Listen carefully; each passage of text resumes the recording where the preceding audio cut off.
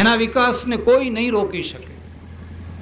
આ 5 ગુણોને ઉલટાવી નાખો, સંપની જગ્યાએ કુસુંપ આવે, મહેનતની જગ્યાએ આળસ આવે, વ્યસન આવે, પ્રમાદ આવે, સંસ્કારની જગ્યાએ કુસંસ્કાર આવે અને શિક્ષણની જગ્યાએ જડતા આવે, સાહસની જગ્યાએ નિર્માલ્યતા આવે, તો એવી પ્રજાના વિકાસને કોઈ કરી નહીં શકે.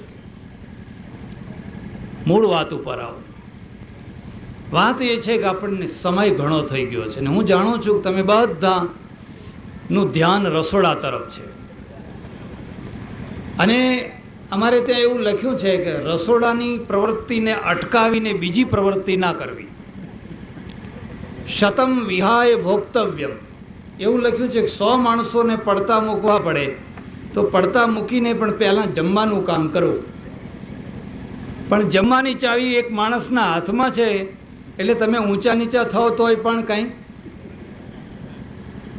લાંબી વાતો નહીં કરું. પાણીવાળા બેસી જાઓ ભાઈ, પાણીવાળા બેસી જાઓ. સંપ છે ને એ 3 રીતે આવતો હોય છે. એક, તમારી પાસે જે પ્રજા છે એમાં ડાપણ છે, એમાં સમજણ છે. 2, એમાં સહન શક્તિ છે. 3, એમાં ક્ષમાવૃત્તિ છે. આ 3 ચીજો જે પ્રજા પાસે હશે એ પ્રજા સંપીને રહેશે. જો તમારી પાસે સમજણ નહીં હોય તો તમને કાચા કાનના સમજીને લોકો ગમે ત્યારે લડાઈ મારશે. જો તમારી પાસે સહન શક્તિ નહીં હોય તો તમે વાત વાતમાં કોઈના ચડાવેલા નહીં પણ પોતાના જ ચડાવેલા લડી મરશો. અને જો તમારી પાસે ક્ષમાવૃત્તિ નહીં હોય તો બીજા માણસના આવેગને તમે રોકી નહીં શકો. ભગવાન કૃષ્ણ છે, એમણે પાંડવોનો ઉદ્ધાર કર્યો, યાદવોનો ના કરી શક્યા. યાદવો એમનું લોહી હતું પણ યાદવોનો ઉદ્ધાર ન કરી શક્યા.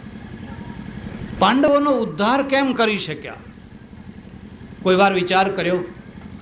પાંડવો તો વનવનના થયા હતા, યાદવોને તો સોનાની દ્વારકા હતી ને સોનાની દ્વારકાનો નાશ કૃષ્ણની નજર સામે થયો. કૃષ્ણ દ્વારકાનો ઉદ્ધાર કેમ ન કરી શક્યા? એનું એક જ કારણ હતું, પાંડવો શરણાગત હતા, પાંડવો આધીન હતા. પાંડવોએ કહ્યું, પ્રભુ તમે જેમ કહેશો એમ અમે કરશું, તમારી આજ્ઞા પ્રમાણે રહેશું. એટલે કૃષ્ણ ત્યાં સફળ થયા. યાદવોએ કહ્યું, અરે તું તો અમારા ગામનો, જેવા અમે એવા તું, તારી કોઈ કોડીની કિંમત નહીં. અને આ એક બહુ મોટી વિડંબના છે. જે ગાંધીજીએ આખી દુનિયાને અહિંસાના બોધપાઠ સંભળાવ્યા, જે મહાવીરે આખી દુનિયાને અહિંસાના બોધપાઠ સંભળાવ્યા, એ બેયની જન્મભૂમિમાં સૌથી વધારે હિંસા થાય છે. પોરબંદરમાં જઈને જુઓ અને બિહારમાં જઈને જુઓ. સૌથી વધારેમાં વધારે હિંસા થતી હોય તો પોરબંદર, માણસને મારવું કે કૂતરાને મારવું એક સરખું, અને બિહાર જ્યાં બુદ્ધ ને મહાવીર થયા. નજીકના માણસો કદર નથી કરી શકતા હોતા, કિંમત નથી કરી શકતા હોતા. તમારો દયાનંદ દિલ્હીમાં પૂજાય પણ તમારા દયાનંદને ગુજરાતમાં પથરા પડે, ગુજરાત એને ઓળખી ન શકે. કૃષ્ણ છે એ કૃષ્ણે પાંડવોનો ઉદ્ધાર કર્યો પણ યાદવોનો ઉદ્ધાર ન કરી શક્યા. ઉદ્ધાર ન કરી શક્યા એટલું નહીં, મૃત્યુ વખતે એમણે કુટુંબને છોડી દીધું. જ્યારે એમ થયું કે હવે હું થોડા દિવસનો મહેમાન છું, એમણે કહ્યું મારે આ દ્વારકા છોડી દેવી જોઈએ. માણસને કેટલી વેદના હશે, કેટલી પીડા હશે. કોઈ લગ્નનો ત્યાગ કરે, કોઈ પ્રસંગનો ત્યાગ કરે તો સમજી શકાય, પણ જ્યારે તમારું મરણ તમારા ઉપર ફરી રહ્યું હોય અને તમે તમારા ગામનો ત્યાગ કરો, તમારા કુટુંબનો ત્યાગ કરો. કોઈ પણ પ્રજાનું ઉત્થાન થતું હોય છે તો એ પ્રજામાં ઓછામાં ઓછા 5 સદ્ગુણો પ્રગટતા હોય છે. અને જ્યારે કોઈ પ્રજાનું પતન થતું હોય છે તો એ પતનમાં પણ 5 દુર્ગુણો પેદા થતા હોય છે. 5 જે સદ્ગુણો છે જે ક્રમે ક્રમે પ્રગટે છે એને તમે સાંભળજો. પ્રજા જ્યારે ઊંચે આવવાની હોય ત્યારે સૌથી પહેલામાં પહેલો સદ્ગુણ એનામાં સંપ આવે, એકતા થાય, બધા સંપીને રહેતા શીખે. પણ સંપ આવવા માત્રથી ઉત્થાન નહીં થાય, એટલે એનામાં એક બીજો સદ્ગુણ વિકસે. એનું નામ છે શ્રમ, પુરુષાર્થ, મહેનત. એ મહેનત તરફ વળે. પછી ત્રીજો ગુણ છે એ વિકસે, એનામાં સંસ્કાર વધે. ચોથો ગુણ છે તાજું શિક્ષણ. પાંચમો અને છેલ્લો અને સૌથી મહત્વનો ગુણ સાહસ વૃત્તિ. આ 5 ગુણો જ્યારે પ્રજામાં વિકસે, એને તમે કચ્છના રણમાં રાખી હોય તો એ નંદન વન બનાવી દેશે. અને દૂર એકાંતમાં કોઈ પીપળાના વૃક્ષ નીચે બેસી અને તમારો ઉત્સર્ગ કરો. આ માણસમાં કેટલી પીડા હશે, કેટલી વેદના હશે. અને આ દુઃખ દેનાર કૌરવો નથી, પોતાનું જ લોહી છે, પોતાના જ કુટુંબીજનો છે, જે કંટ્રોલમાં નથી, જે કાબુમાં નથી, જે અનુશાસનમાં નથી. પાંડવો કેમ? પાંડવો પાસેથી એક ખાસ વાત શીખવાની છે. સંપ ક્યાં રહેતો હોય છે? યુધિષ્ઠિરે જેટલી ભૂલ કરીને એટલી કોઈએ ભૂલ નહીં કરી હોય. યુધિષ્ઠિરે પહેલી ભૂલ તો એ કરી, પોતાની પત્નીને દાવ પર મૂકી દીધી. અને પોતાની નહીં, 5 ભાઈઓની હતી ને, પણ બાકીના 4 ભાઈઓએ કશું ના કહ્યું. મોટા ભાઈની વાત માનીને બેસી ગયા, હારી ગયા. કેટલી મોટી ભૂલ કહેવાય. બાકી 4 ભાઈઓ હોત ને, એક હોત કે તને આ મૂકવાનો શો અધિકાર છે, અમે પણ એના માલિક છીએ. પણ પાંડવોની, યુધિષ્ઠિરની ભૂલને કદી કોઈએ પડકાર ના આપ્યો. એટલું જ નહીં, 13 વર્ષ સુધી એ રખડતા રહ્યા, પણ કોઈ પાંડવોએ યાદ કરીને મેણું ના માર્યું કે આ તારા દુઃખે અમે ફરીએ છીએ, એક તારી ભૂલના કારણે અમે વનવનના થઈ ગયા છીએ. તમે મહાભારત વાંચજો ને મને બતાવજો. અહીંયા સંપ રહ્યો. તમારો મોટો માણસ છે, ભૂલ કરે, ભૂલ ના કરે એ તો ભગવાન કહેવાય.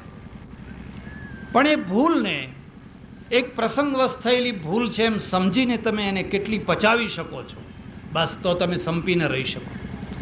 એનો અર્થ એવો નથી કે હું તમને ચાંદે ચાંદ કરવાનું કહું છું, કોઈ ગમે એવી ભૂલ કરો તો તમે હા હા કર્યા કરો, એવો અર્થ નથી. પણ હું એક એ વાત કહેવા માગું છું કે આ પાંડવો કદી અંદર લડ્યા ખરા? અંગ્રેજો કદી અંદર લડ્યા ખરા? મને ઇતિહાસ બતાવો. પોણા 200 વર્ષ અંગ્રેજોએ રાજ્ય કર્યું, પણ કદી બે અંગ્રેજોની પાર્ટીઓ કદી સામસામે લડી ખરી? કેટલો સંપ હશે, કેટલી એકતા હશે. એકવાર એકને નેતા બનાવે, બસ પછી એને આધીન, પછી જેમ કે એમ કરવાનું. આપણે પહેલાં કોઈને નેતા તરીકે સ્વીકાર કરી શકતા નથી, અને કદાચ કોઈને નેતા બનાવવા પડે તો બનાવ્યા પછી પગ ખેંચવાનું કામ શરૂ કરીએ છીએ. ખરી ચૂંટણી તો ચૂંટણી થઈ ગયા પછી આવતી હોય છે. આ ચૂંટણી તો બહુ સરળ છે, આમાં જીતવું હારવું તો આ નેતા બેઠા એમને પૂછી જુઓ. એ પછી જે ચૂંટણીનો બીજો પિરિયડ શરૂ થાય છે, અને બીજા પિરિયડમાં જે અંદર જે ખેંચતાણ શરૂ થાય છે, પ્લીઝ બેસી જાઓ. અને એમાં પછી જે એક ત્રીજો પિરિયડ શરૂ થાય છે. બ્રિટનમાં આવું નથી થતું. આ ભારતની લોકશાહી છે, પેલી બ્રિટનની લોકશાહી છે, અમેરિકાની લોકશાહી છે. અહીંયા એમ કહીએ છીએ કે તમે મંત્રી તો થાઓ, જો પગ ખેંચીને ના પછાડીએ તો કહેજો. પ્રજાનું ઉત્થાન ક્યારે થતું હોય છે? એની પહેલી શરત છે તમે સંપીને રહી શકો છો. તમે કદી દેડકાં જોખ્યા છે? ટ્રાય કરી જોજો. એક તરફ પાનસેરી મૂકવી, એક તરફ ત્રાજવું રાખવું, અહીંથી 2 ડેડકા લઈ આવો, અહીંથી 2 લઈ આવો, અહીંથી 2 લઈ આવો. કરી જોજો. અહીંથી 2 ડેડકા લાવીને ત્રાજવામાં મૂકશો ને બીજા લેવા જશો તો આ કૂદીને નાસી જવાના. વળી લાવશો તો બીજા કૂદીને નાસી જવાના. 5 કિલો થાય એટલા ભેગા કરવા જ મુશ્કેલ. ભારત એ ડેડકાની પાનસેરીનો દેશ છે, જ્યાં 20,000 ધર્મો છે, 20,000 સંપ્રદાયો છે, અને રોજ એક નવો સંપ્રદાય નીકળે છે, અને 20,000 જ્ઞાતિઓ છે. વિભાજન જ વિભાજન, વિભાજન જ વિભાજન. તમે કેવા કે અમે ચૌધરી, અરે ચૌધરી તો ખરા, પણ ખેરાલુવાળા કે જગાણાવાળા કે કયા, અને પછી જેવું ગામ એવી એની વેલ્યુ પાછી. આ ડેડકાની પાનસેરીને સફળતાપૂર્વક જોખવાનું એક માણસે કામ કર્યું. એનું નામ મહાત્મા ગાંધી. એક વાણિયાનો દીકરો, મુઠ્ઠીભર હાડકાં, શરીરમાં કોઈ તાકાત નહીં, અંગ્રેજોના સામે બાથ ભીડી. અને અંગ્રેજો જાણતા હતા કે આ પ્રજા બુદ્ધિશાળી છે, પણ એક નથી. એક નથી એટલે અમારા રાજ્યને કોઈ વાંધો નથી. ને ગાંધીજીએ આ કામ કર્યું. ઈશ્વર અલ્લાહ તેરે નામ, સબકો સન્મતિ દે ભગવાન. આ પ્રજા લડી મરશે ધર્મના નામ ઉપર. એટલે એમના ભજનમાં, એમના પ્રાર્થનામાં આ સૂત્ર વણી લીધું. કોઈ તને ઈશ્વર કે, કોઈ તને અલ્લાહ કે, તું એક જ છે. તું 2 નથી, તું 3 નથી. અમારા પાડેલા નામ છે પ્રભુ. અને એનું પરિણામ એ આવ્યું કે પખ્તુનિસ્તાનમાંથી અબ્દુલ ગફ્ફાર ખાન અને મદ્રાસથી રાજગોપાલાચારી અને ઠેઠ બંગાળથી પાલ, આ બધા આખા દેશના જુદા જુદા નેતાઓ બધા એક થઈ ગયા. એક પ્રાર્થનામાં બેસે, એક સાથે બધું. અંગ્રેજો ડરી ગયા કે આ માણસ એકતા કરશે. આજ સુધી જે કામ કોઈએ નથી કર્યું એ આ કરી બતાવશે. પણ પછી પાછી ડેડકાની પાનસેરી હતી એવી ને હતી એની એ જ રૂપમાં. હવે આજે આ જોખે કોણ આને જોખવા કેવી રીતે? ડ્રાઉ ડ્રાઉ ડ્રાઉ ડ્રાઉ. દરેકને પોતાનું ડ્રાઉ ડ્રાઉ કરવું છે. સંમિલિત સ્વરનો શો અર્થ છે? તમારો અવાજ કોઈના અવાજમાં મેળવી દો, તમારો પગ કોઈના પગની ગતિ સાથે મેળવી દો, એટલે તમે મિલિટરી થાઓ, એટલે તમે ઓર્કેસ્ટ્રા થાઓ. એક સાથે 500 વાયોલિન વાગે છે, 500, પણ તમને એક જ અવાજ આવે છે, એક જ રાગ સંભળાય છે, એટલે ઓર્કેસ્ટ્રા છે. પણ એ 500 ને કહો કે હવે 500 રાગ વગાડો, કોઈ કેદારો વગાડો, કોઈ મલ્હાર વગાડો, કોઈ ફલાણું, અને 500 એ સંગીતકાર છે. પણ એમાંથી જે ધ્વનિ નીકળશે કાન ફોડી નાખનારો ઘોંઘાટ હશે, એ સંગીત નહીં હોય. આપણી પાસે ઘણા સારામાં સારા નેતાઓ છે, સારામાં સારા બુદ્ધિશાળી નેતાઓ છે, પણ સૌનો મલ્હાર જુદો છે, સૌના ઘરાના જુદા છે, સૌની ડફલી જુદી જ છે. એક ઓર્કેસ્ટ્રા બનાવો, એક ભેગા થઈ અને એક રીધમ સાથે આખું સંગીતનું માહોલ બનાવો, પણ એ મુશ્કેલ છે. પ્રજાની ઉન્નતિ જ્યારે થવાની હોય ત્યારે એની પહેલી શરત છે એક થઈ શકે છે. હું તમને એક બીજી વાત કહીશ. આ જે સંપ છે ને એ 3 રીતે તૂટે છે. 3 રીતે. એક, આર્થિક રીતે, પૈસાની બાબતમાં તમારો સંપ તૂટ્યો. 2, અપમાનના દ્વારા. 3, લાગણીઓના દ્વારા, સ્ત્રીઓના દ્વારા. આ એના 3 મુખ્ય કારણ છે. આર્થિક કારણસર તમારો સંપ તૂટ્યો. તમે 2 ભાગીદાર હતા, કંઈ શંકા કુશંકા થઈ, વર્ષોથી તમે એક પેઢીમાં કામ કરતા હતા, હવે તમારા મન ખાટા થઈ ગયા, તમારા મનમાં વહેમ છે કે આ માણસ પૈસા ચોરે છે. પૈસાના કારણે તૂટેલો જે સંપ છે ને એ ભયંકર નથી હોતો, અને એને સાંધી આપવો બહુ કઠિન નથી હોતો, બહુ સરળતાથી એને સાંધી શકાય છે. પણ સંપ જ્યારે તૂટે છે અપમાનના દ્વારા, બહુ ભયંકર હોય છે. હું તમને એક ખાસ ભલામણ કરું છું. જિંદગીમાં કોઈને માન આપવાનું ના શીખ્યા હોય તો કાંઈ નહીં, પણ કોઈનું અપમાન કરવાનું ના શીખશો. જે પ્રજા વાત વાતમાં કોઈના અપમાન કરે છે, કોઈને તોછડાઈથી ઉતારી પાડે છે, એમ સમજજો એ કદી સંપીને નહીં રહી શકે. તમને ગમ ખાતા આવડે છે? બસ એ ગમ ખાવો એ તો ક્ષમા છે. એ ક્ષમાનું જ અપભ્રંશ થયેલું રૂપ છે. ક્ષમા ગમ ફારસી શબ્દ છે. એ ના ખાઈ શકાય. કેટલીક વાર એવું બનતું હોય છે. હું તમને એક બીજી વાત કહું છું. તમે જમણવાર કરો ને એમાં 50% વ્યવહારની જરૂર છે.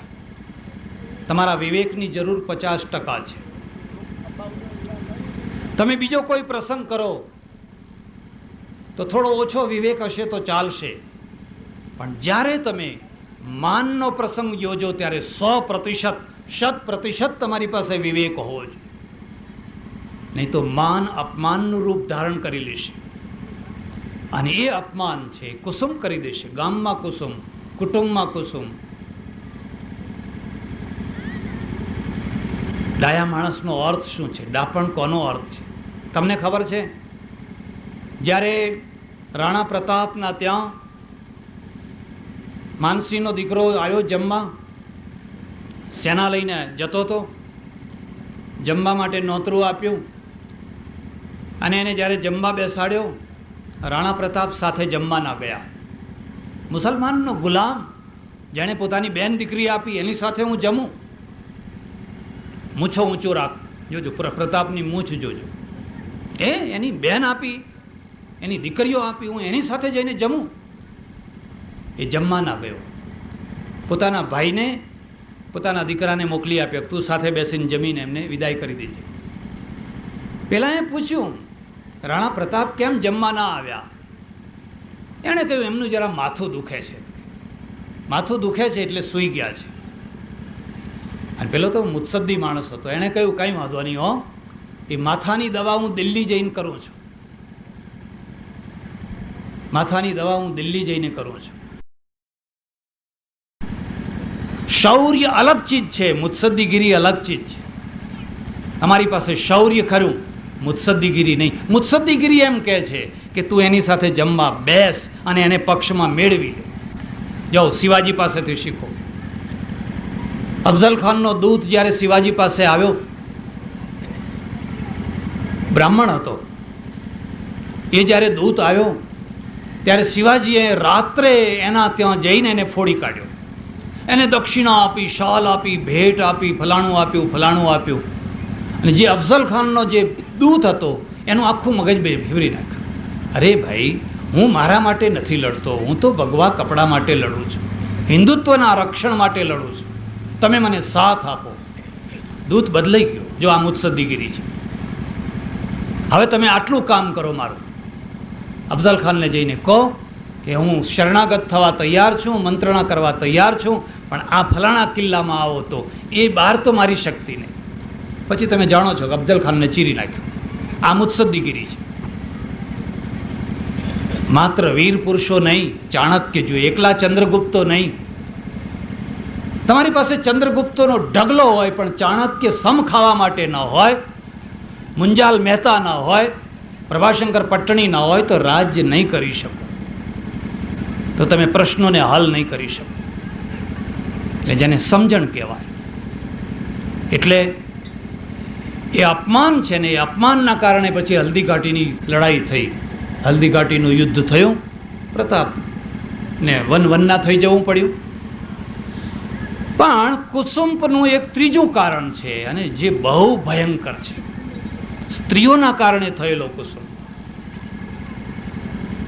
બે ભાઈઓનો કુસુમ કોઈ મહત્વનો નથી, બે ભાગીદારોનો કુસુમ કોઈ મહત્વનો નથી, પણ તમારા કુટુંબની સ્ત્રીઓ, તમારા ઘરની સ્ત્રીઓ, તમારી આજુબાજુ રહેનારી સ્ત્રીઓ, એમાંથી કોઈ એક ઉંબાડિયું સળગ્યું છે. તાકાત નથી કે તમે પાલનપુરના બંબા બોલાવીને એને ઓલવી શકો. અને ઓલવાયું હોત તો મહાભારત ના થયું હોત. મહાભારતમાં શું છે? ઓલવાયું હોત તો રામાયણ ના થયું હોત. આ બેમાંથી બે સ્ત્રીઓને બાદ કરો તો મહાભારત છે જ નહીં, રામાયણ છે જ નહીં. ભાઈઓનો ઝઘડો નથી, મિલકતનો ઝઘડો નથી. અહીં ઝઘડો તો દ્રૌપદીનો છે. આંધળાના છોકરાએ આંધળા થાય. અને એમાંથી એક ભયંકર ઉંબાડિયું સળગ્યું. પેલી બાજુ તમે જઈને જુઓ, એક શૂર્પણખા છે, એના નાક કાન કાપી નાખવામાં આવ્યા અને એમાંથી આખો એક ભડકો થઈ ગયો. જો એને ધકેલીને કાઢી મૂકી હોત ને, બરાબર, એક આવી, હવે કોઈ પુરુષ આવ્યો કે કોઈ સ્ત્રી આવી, સમજાવીને ધક્કો મારીને એને કાઢી મૂકી હોત ને, તો કદાચ રામાયણ ના થયું હોત, આટલું મોટું ના થયું હોત. પણ પછી તો બહુ મોટો ભડકો થયો. અને એક બીજી વાત હું તમને કહું છું, શૂર્પણખા કદી મરતી નથી, કદી મરતી નથી. મંથરા કદી મરતી નથી. રામ અમર છે, કૃષ્ણ અમર છે, શકુની અમર છે. દરેક ગામમાં એક રામ હોય છે. મને ખબર નહીં તમારા ગામમાં કોઈ રામ હશે, ખોડી કાઢજો. પછી વનમાં મોકલો તો તમે જાણો. ભાઈ, અમારી તો રામાયણની સંસ્કૃતિ છે, રામને વનમાં મોકલવા છે. દરેક ગામમાં એક સીતા હોય છે, દરેક ગામમાં એક મંથરા હોય છે. ખોડવી હોય તો ખોડી કાઢજો. દરેક ગામમાં એક શકુની હોય છે, લડાવ્યા જ કરે, લડાવ્યા જ કરે, આમથી તેમ, આમથી તેમ. એટલે મહાભારત કદી પૂરું થાય જ નહીં. સમજણનો અર્થ શું છે કે આ જે ઝઘડાના કારણો છે, કુસુંપના કારણો છે, એનાથી ઉપર જ્યારે પ્રજા ઊંચે થાય તો એ પ્રજા સંપેલી પ્રજા બને. અને એવી સંપેલી પ્રજા હોય એના વિકાસને કોઈ રોકી ન શકે. એટલે સજ્જનો, જગાણા ગામ છે, 50 વર્ષ પહેલાંનું જગાણા અને આજના જગાણામાં શું ફરક છે? 100 વર્ષનું પહેલું જગાણા અને આજના જગાણામાં શું ફરક છે? મારે એ જ તમને કહેવું છે. તમારામાં જે વૃદ્ધ માણસો હોય એમને પૂછી જોજો કે 60 વર્ષ પહેલાં આ જગાણા ગામ કેવું હતું, શું દશા હતી, શું સ્થિતિ હતી, પાણી ક્યાંથી લાવતા. આ ગામમાં એક વેપારી હશે અને એ વેપારી ગોળનો રવો તોડીને બેઠો હોય, 8 દિવસ સુધી ગોળનો રવો જ પૂરો ના થાય. તેલનો ડબ્બો જ કોઈ લેનારું જ નહીં, પૈસો નહીં. ક્યાંથી પૈસો લાવવો? ગોળ તો બધાને ખાવો હોય, પણ ગોળ ખાવા માટે પૈસો લાવવો ક્યાંથી? એક વેપારી, એનો ધંધો જ ના ચાલે. આજે 25 વેપારીઓ હશે, ડબ્બા ઉપડતા હશે. 50 વર્ષમાં કેટલું મોટું પરિવર્તન આવ્યું. પણ મારે એ ચર્ચામાં નથી ઉતરવું. હું તો આટલું જ તમને કહું છું, તમારા ગામમાં સંપ છે? સંપ ના હોય તો એના કારણો જાણી લેજો. આવું એક સરસ મજાનું ગામ, સંપેલું ગામ, આખું ગામ બહુ ભલું, બહુ સંસ્કારી ને બહુ ભલું ગામ. એમાં એક બેન પત્ની થઈને આવેલી, એના પતિને પંચિંગ કર્યા કરે. મારા ભાઈને બોલાવો ને, મારા ભાઈને અહીં બોલાવો ને, મારા ભાઈને બોલાવો ને, મારો ભાઈ સુખી થાય. 12-15 માઇલ ઉપર એનું ઘર, અને એ ભાઈ દુઃખી જરા. આ ડાયો માણસ, એણે કહ્યું તું રહેવા દે, તું શાંતિથી રહે, તારા ભાઈને બોલાવવાની જરૂર નથી. પણ એ તો પાછળ જ પડી ગઈ, મારા ભાઈને બોલાવો, મારા ભાઈને બોલાવો, મારા ભાઈને બોલાવો. હું તમને એક ખાસ સલાહ આપું છું, ધંધો કરજો, બને ત્યાં સુધી કોઈની ભાગીદારીમાં ના કરશો. પણ કદાચ કરવો પડે તો ભાગીદારીમાં કરજો. પણ એ ભાગીદારી છે ને, સગામાં ભાગીદારી ના કરશો, સગામાં ના કરશો.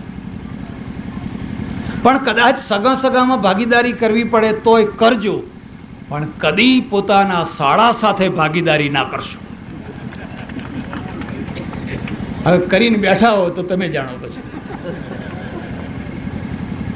કારણ કે પછી એ પેઢી નહીં તૂટે, તમારું ઘર તૂટશે.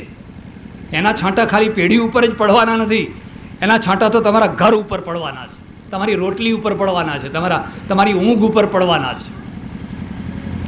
પેલો બિચારો થાક્યો એટલે એણે પછી પેલા એના શાળાને બોલાવ્યા, 10 વીઘા જમીન આપી, બળદ આપ્યા, બધી વસ્તુઓ આપીને લો, શાંતિથી રહો, સુખી થાઓ.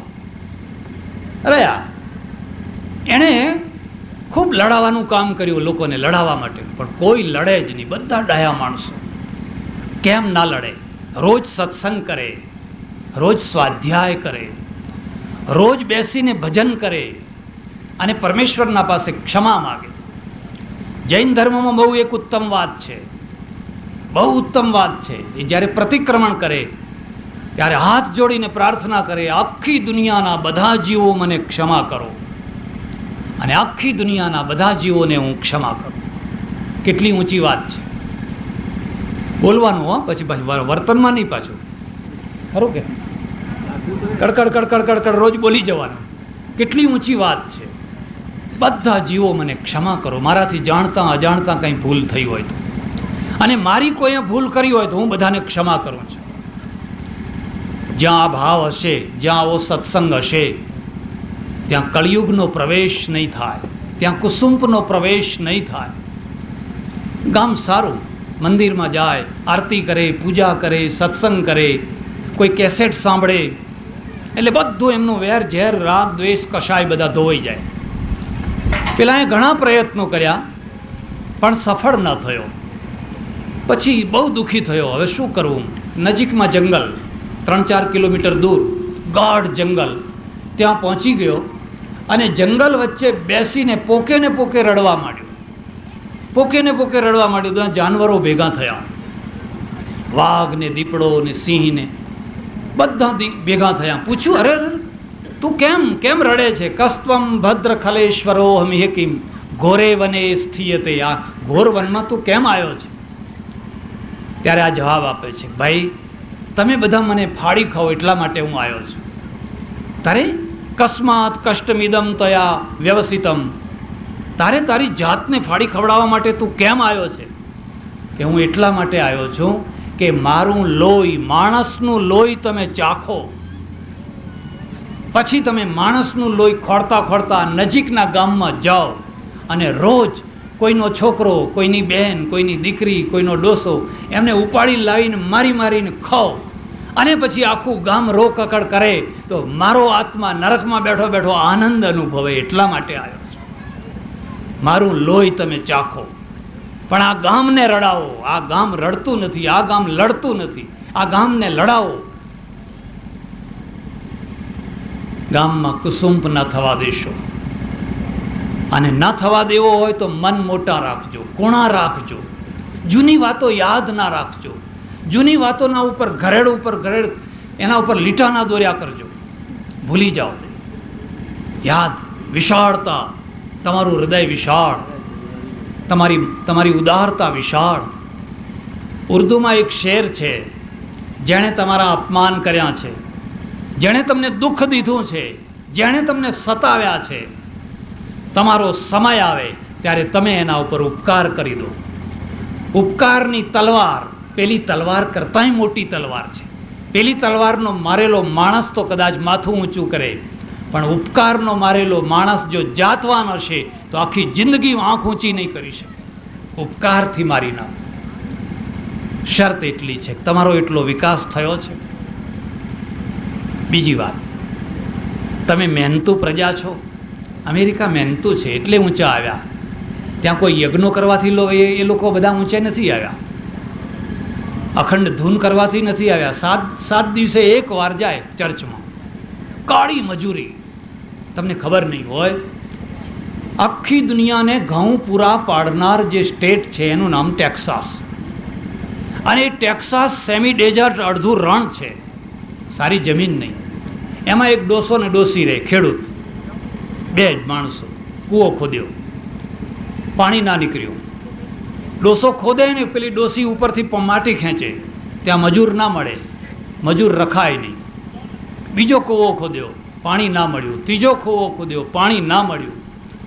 પણ આ ડોસાએ મહેનત કર કરી, એના પરિણામે એક વાર કૂવો ખોદ્યો, તેમાંથી પાણી મળ્યું. બસ અમેરિકાની કાયા પલટ થઈ ગઈ. ટેક્સાસની કાયા ઘઉં એટલે ઘઉંના ઢગલા થઈ ગયા. આખી દુનિયાને ઘઉં આપે. ઘઉં ક્યાંથી આવ્યા? એક ડોસાના પુરુષાર્થમાંથી. કિચૂડ પેલી ડોસી ખેંચે અને આ માટી કાઢે. બિહારમાં જઈને જોજો, બંગાળમાં જઈને જોજો, પ્રજા દુષ્કાળમાં કેમ મરી ગઈ. 12 ફૂટે પાણી છે, 15 ફૂટે પાણી છે. ગુજરાતમાં 800 ફૂટે પાણી છે, 1000 ફૂટે પાણી છે. પણ ગુજરાતનો ખેડૂત છે ને 1000 ફૂટનું પાણી લાવીને વરિયાળી પકવે છે, જીરું પકવે છે. પેલાને તો 20 ફૂટે પાણી છે, ગંગા અને ગંડકીની નદીઓ છે, પણ બસ બેઠા છે બધા, આળસુ છે. તમને ખબર નથી, ત્યાં તો એવો રિવાજ છે કે અમુક માણસોથી હળને અડાય જ નહીં. હળ અડાય, ખેતી જમીન રખાય, હળ અડે તો પાપ લાગે. એટલે એ બધી ભિખારી પ્રજા થઈ. પ્રજાને જો ઊંચી લાવવી હોય તો એને મહેનતુ બનાવો. ગાંધીજીએ આ પ્રયત્ન કર્યો. એમના આશ્રમમાં ઝાડુ લગાવવાનું, સંડાસ સાફ કરવાનું, વણવાનું, ધોવાનું, કાંતવાનું, બધું કામ જાતે કરવાનું. પણ બહુ ચાલ્યું નહીં. આપણે વર્ણ વ્યવસ્થામાં માનનારા કામ બધું શૂદ્રોને કરવાનું, બાકીની પ્રજા બેઠાડું પ્રજા બુદ્ધિનું કામ કરે, શ્રમનું કામ ન કરે. એટલે શ્રમના કામને લાજમેણું લાગે, અને શ્રમના કામને લાજમેણું લાગે એટલે માણસ એ કામ કરવા તૈયાર ના થાય. મારે આશ્રમમાં મંદિર બંધાયું, એનો આરસ પણ જળવા માટે કારીગરો આવ્યા. 4-5 કલાક કામ કરે. 10-12 વર્ષ પહેલાંની વાત કરું છું. 4-5 કલાકમાં 100 રૂપિયા લે, 95-100 રૂપિયા કમાય. મારા ગામનો પટેલનો દીકરો બીકોમ થયેલો પેટલાદમાં મહેતાગીરી કરવા જાય, 12 કલાકની નોકરી, 300 રૂપિયા, 250 રૂપિયા માંડ મળે. એ છોકરાઓને બોલાવીને કહ્યું, અલ્યા આ મહેતાગીરી બંધ કરો અને આ કડિયા કામ શીખી લો, ટાઇલ્સ જડવાનું કામ શીખી લો, તમે તો 200 રૂપિયા રોજના કમાશો. અને પેલો છોકરો હસીને કહે છે, બધી વાત ખરી બાપજી, પણ પછી કન્યા કોઈ નહીં આપે, કોઈ કન્યા નહીં આપે. ફલાણાનો છોકરો તો કડિયો થઈ ગયો, ફલાણાનો છોકરો તો દરજી થઈ ગયો, ફલાણાનો છોકરો તો સુથાર થઈ ગયો. હજુ આટલે સુધી સારું છે, એક વાટકીવાળો ધંધો હોય છે, આટલી વાટકીમાં પાણી લઈને, એ તો કોઈને કહેવાય? કોઈ માણસ બેકાર આવ્યો હોય ને આપણે કંઈ વાંધો નહીં બેટા, નોકરી ના મળતી હોય તો હવે આ જાહેર ખબરો વાંચીને થાક્યા તો એક વાટકીમાં પાણી લો અને 2-3 હથિયાર લઈ લો અને કામ ચાલુ કરી દો. મણમણની ચોપડાવે કે ના ચોપડાવે? કામને આપણે નિંદિત બનાવ્યું છે. એ બિચારો મહેનત કરે છે, પુરુષાર્થ કરે છે, પણ કોઈને એમ ના કહી શકાય તું ફલાણું કામ કર. આપણે આ મૂળમાંથી કાઢવું પડશે.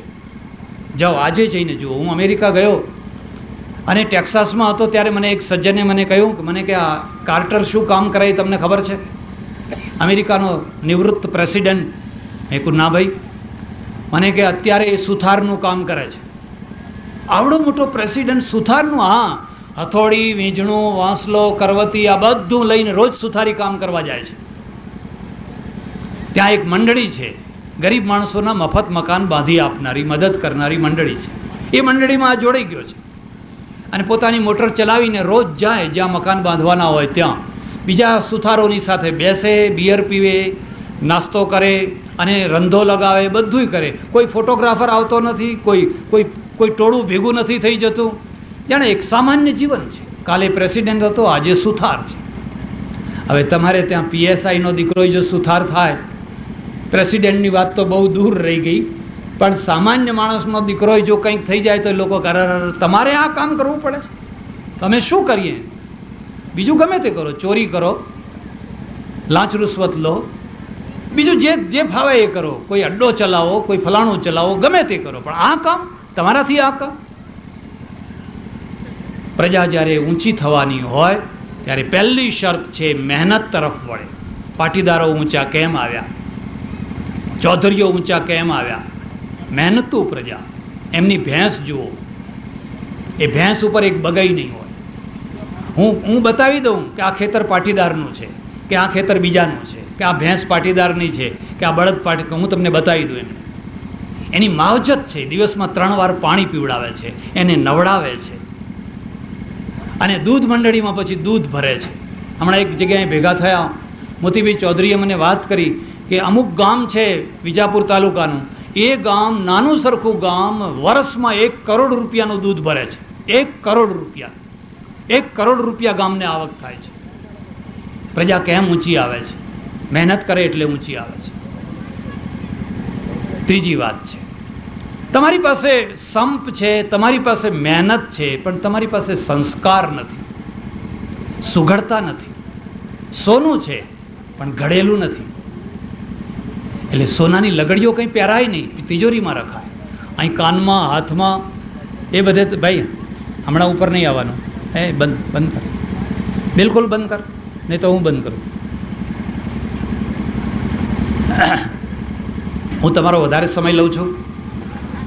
તમને જમવાની ઉતાવળ હોય તો હું બંધ કરી દઉં.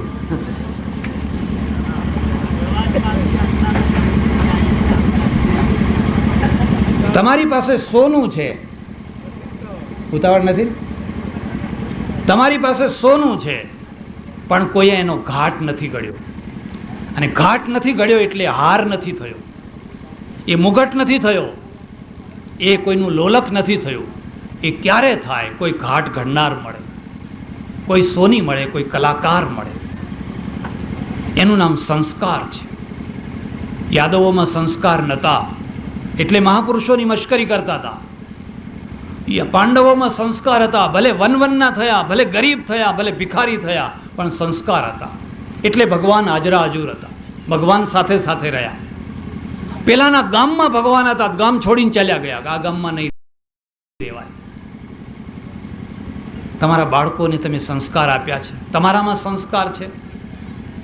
હમણાં થોડા દિવસ પહેલા એક જગ્યાએ જવાનું થયેલું, બહુ મોટા પૈસાદાર માણસ, કરોડાધિપતિ. મને કે બાપજી બધાને જમવાનું તો એક જગ્યાએ કર્યું છે, પણ તમારે મારે બંગલે જમવા આવવાનું છે.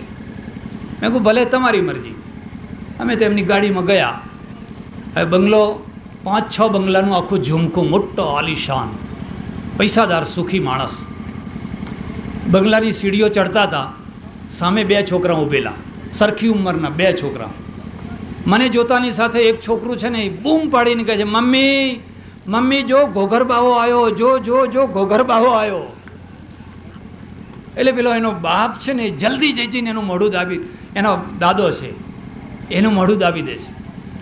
પેલું બાજુનું છોકરું છે ને એ ધીરે રહીને કહે છે, નહીં આ ઘોઘર બાવો નથી, આ મહારાજ છે, આ મહારાજ છે. હું ઊભો ઊભો હસ્યા કરું, કારણ કે અમને કોઈ ઘોઘર બાવો કહેતો કંઈ દુઃખ ના થાય, અસલમાં તો અમારું ખરું રૂપ તો એ જ છે. પેલાનો હાથ ઢીલો થયો મોઢા ઉપરથી એટલે તરત છોકરું પાછું બોલ્યું, દાદા દાદા ઘોઘર બાવાને કાઢી મૂકો ને. હવે આ લઈ જતા તો લઈ ગયો, પણ હવે એની દશા શું? કેમ? મેં કહ્યું આ છોકરું કોનું છે? મને કે મારા છોકરાનું છોકરું છે. ને આ છોકરું કોનું છે? કે મારા ભાઈના છોકરાનું છોકરું છે. એક જ વંશના 2 છોકરા છે, પણ આ બેયમાં ફરક શું પડી ગયો? એક ઘોઘર બાવો કહે છે ને એક મહારાજ કહે છે. બંગલા બાજુ બાજુમાં છે, બેયમાં ફરક ક્યાં પડ્યો? પિતૃવંશમાં નહીં, માતૃવંશમાં ફરક પડ્યો. માતૃવંશમાં ફરક પડ્યો. હું તમને ખાસ વાત કહું છું, દીકરી પરણાવવી બહુ સરળ છે, દીકરો પરણાવવો બહુ કઠિન છે. દીકરી પરણાવી ગઈ, હવે ગઈ તો બસ, હવે જે હોય એ પેલા ગયા, આપણા ઉપરથી ભાર ઉતર્યો. પણ જ્યારે તમે દીકરો પરણાવો છો ને ત્યારે એક માણસ લાવો છો, તે એક દાડા માટે નહીં, 2 દિવસ માટે નહીં, 5 દિવસ માટે નહીં, તમારી ઓલાદ માટે લાવો છો, તમારી વંશ પરંપરા માટે લાવો છો. અને જો એ બરાબર આવી ગઈ તો તમારો બેડો પાર. બાપા બાપા બાપા, ચા આપું, ખાખરો આપું, ફલાણું આપું, શું આપું? તો તમે એમ થશે કે હવે ભાઈ ભગવાન હમણાં મોત ના મોકલીશ.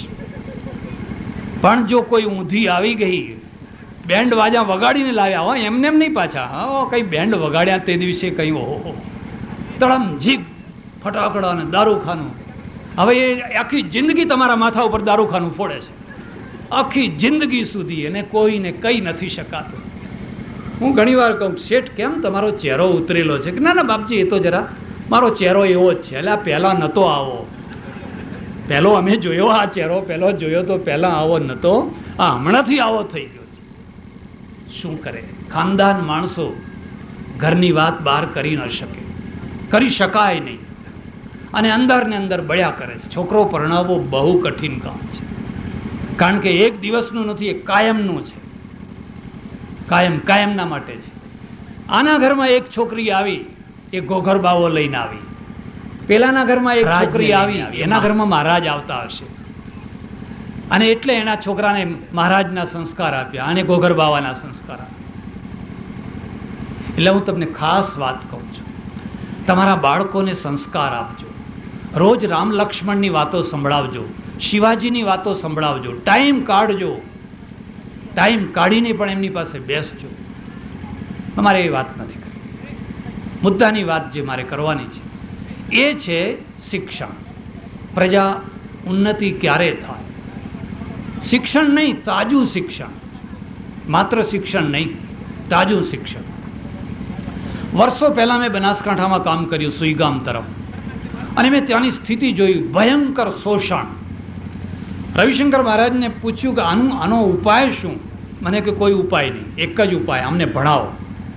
જ્યાં સુધી એ પોતે પોતાના પ્રશ્નો નહીં સમજે ત્યાં સુધી તમારો કોઈ ઉપાય કામ આવવાનો નથી.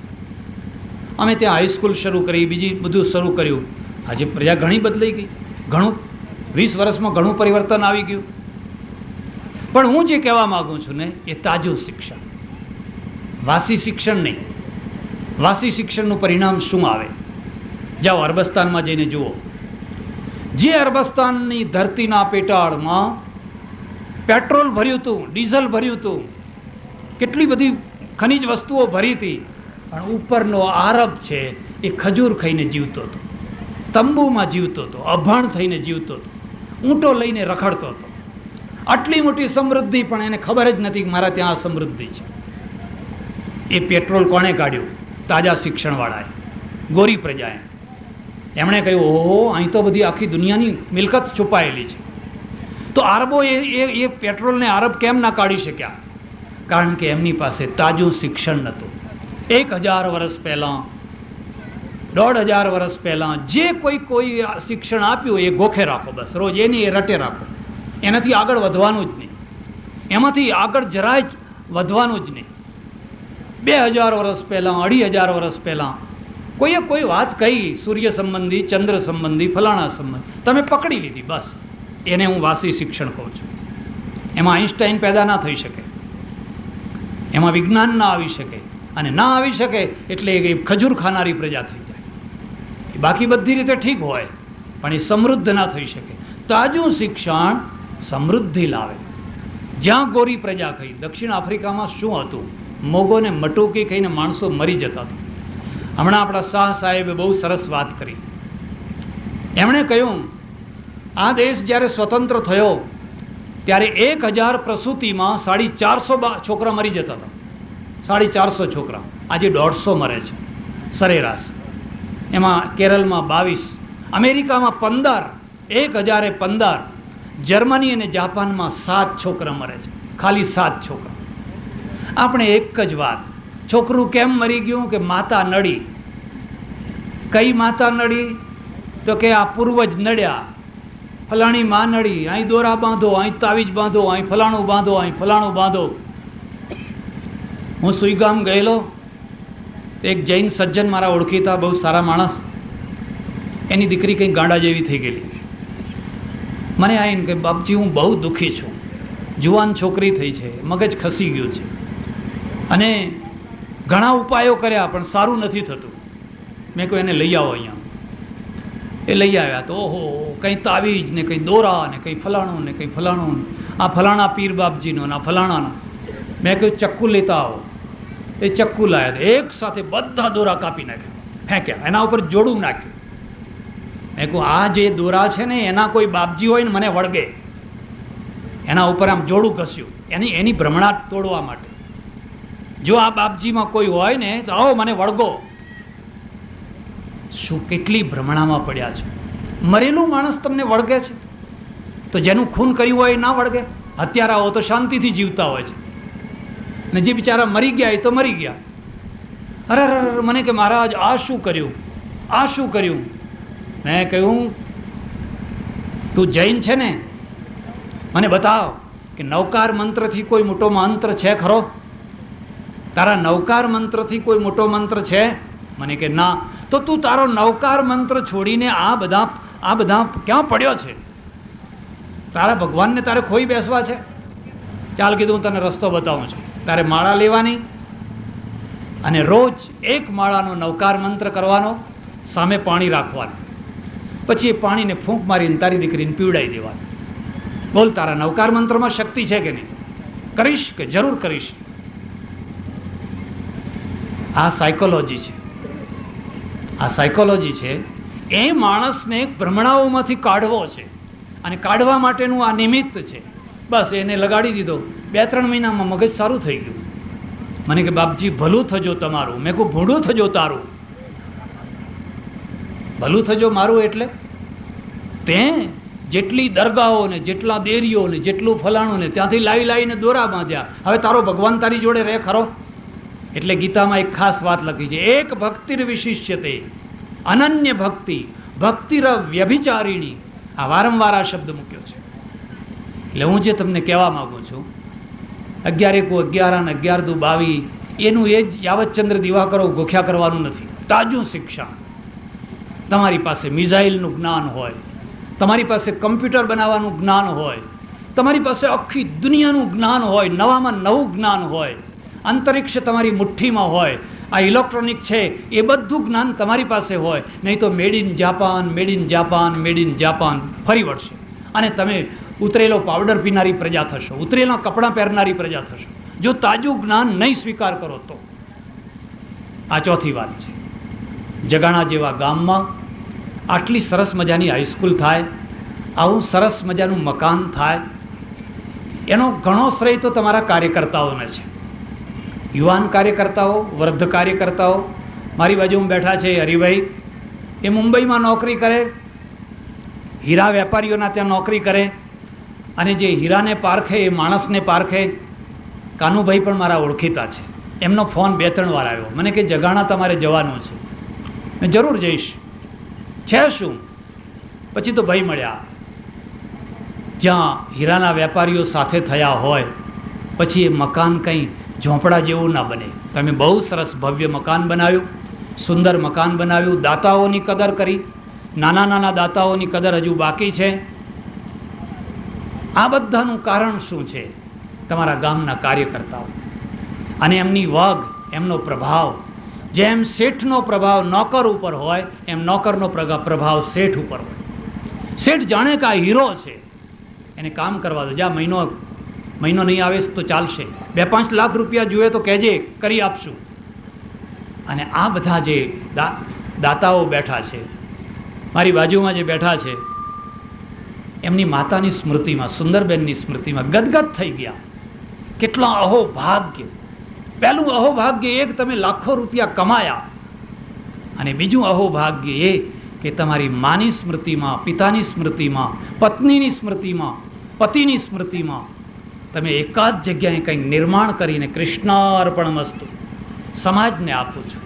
મારી મા યાદ રહે, મારી માનો વારસો યાદ રહે. એમને જોઈને મારો આત્મા એટલો પ્રસન્ન થયો. એક બાજુમાં બેઠા છે, મને લાગે છે આ જ ગામના, જેમણે વારીગૃહ 1.5 લાખ રૂપિયા આપ્યા.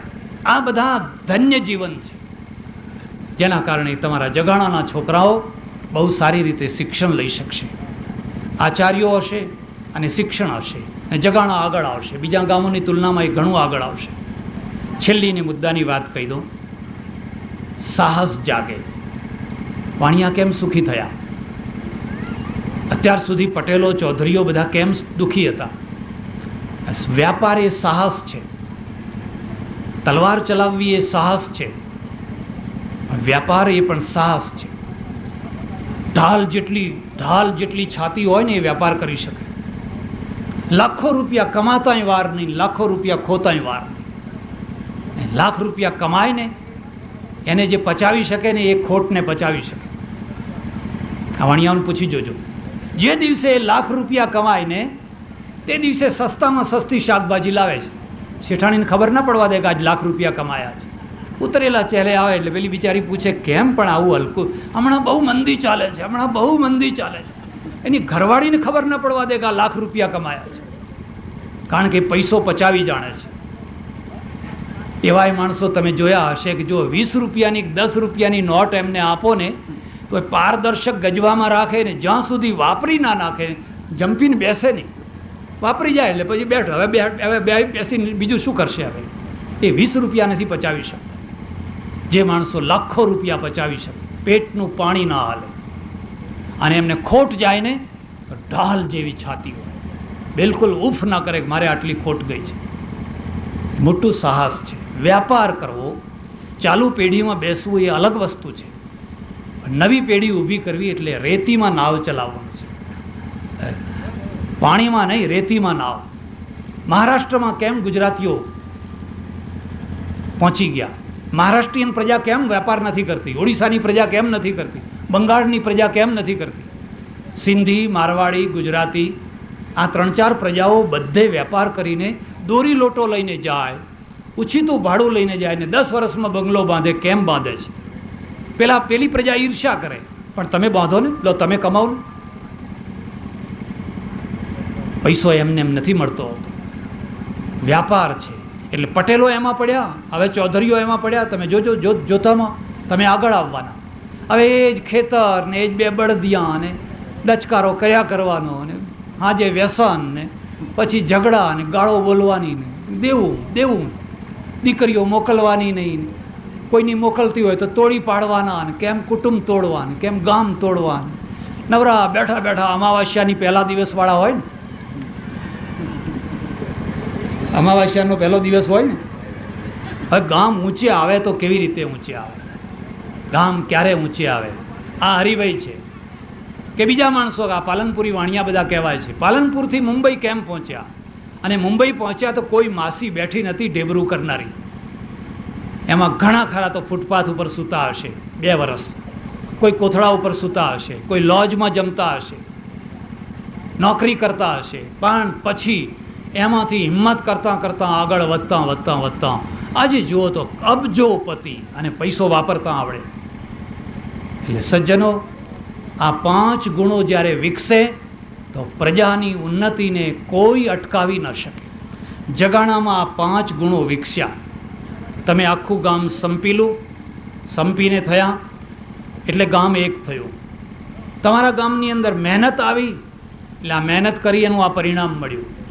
તમારા ગામમાં સંસ્કાર છે, કારણ કે હું 1 કલાકથી બોલું છું ને તમે બધા ભૂખ્યા છો, પણ કોઈ ચૂંચા નથી કરતા, બધા શાંતિથી બેઠા છો.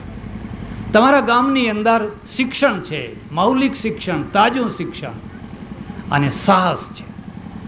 આને ઉલટાવી નાખો, ગામ કુસુમમાં પડી જાય. ગામની અંદર કુસંસ્કાર, જુવાનિયાઓ બધા પેલા બાંકડા ઉપર ભેગા થયા હોય, મશ્કરીઓ કરતા હોય, યાદવા સ્થળી ઊભી કરતા હોય, મસાલો ખાતા હોય. પછી બીજું તો નથી કંઈ કહેતો.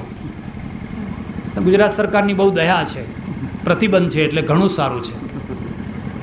ખરું, જોરદાર પ્રતિબંધ છે.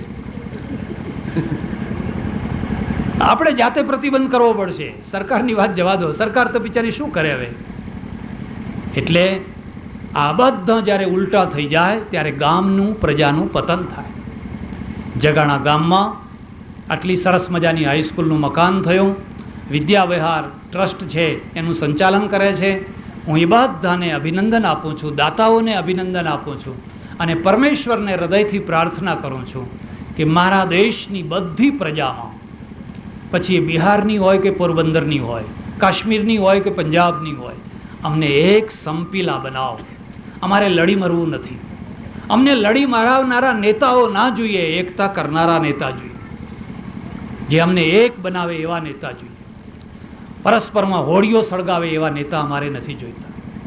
અમને એકતા, અમે ભૂખ્યા રહીશું પણ કુસુંબના માર્યા મરી જઈશું. અમે મહેનત કરીએ, પુરુષાર્થ કરીએ, શ્રમ કરીએ, તાજું શિક્ષણ, લાઇબ્રેરી હોવી જોઈએ, નવામાં નવા પુસ્તક તમને વાંચવાની ધગસ હોવી જોઈએ. એની એ વાંચ્યા કરો છો, વર્ષોથી એનું એ વાંચ્યા કરો છો. શું એનો અર્થ છે? કંઈક વાંચો, નવું વાંચો કંઈક. આ બધાનો વિકાસ થાય એવી પરમેશ્વરને હૃદયથી હાર્દિક પ્રાર્થના. આભાર, ધન્યવાદ. હરિઓમ તત્સત.